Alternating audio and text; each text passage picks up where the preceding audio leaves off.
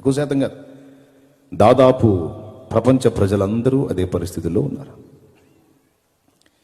యేసు ప్రభు అంటున్నాడు, ఆ దాస్య శృంఖలాలను తెంచి మిమ్మల్ని స్వతంత్రులనుగా చేసి మీకు స్వేచ్ఛనివ్వడానికి వచ్చాను అని తన్ను గూర్చి తాను చెప్పుకుంటూ, సత్యాన్ని గూర్చి మాట్లాడుతూ, మీరు నిజంగా సత్యాన్ని తెలుసుకుంటే సత్యం మిమ్మల్ని స్వతంత్రులనుగా చేస్తుంది అన్నాడు. సత్యం అనే మాటకి బైబిల్ పరిభాషలో 2 అర్థాలు ఉన్నాయి. సత్యం అంటే ఒక సంగతిని గూర్చిన అవగాహన. ఉదాహరణకి, దేవుడు ఉన్నాడు అన్నది సత్యం, దేవుడు లేడన్నది అసత్యం. దేవుడు ఉన్నాడన్నది ఏంటి? సత్యం, అదొక సంగతి, అవునా? దేవుడు లేడన్నది అసత్యం.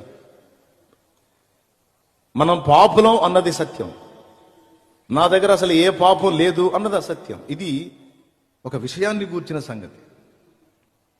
అయితే సత్యం అనేటువంటి విషయం ఇలా ఉంది. ఇంకొకటి ఏంటంటే, సత్యం అనే ఒక ఆయన ఉన్నాడు, ఆయన పేరు సత్యం గారు. ఏంటి ఆయన పేరు? మిస్టర్ సత్యం గారు. ఈ సత్యం గారు వచ్చి సత్యాన్ని గురించి మాట్లాడుతూ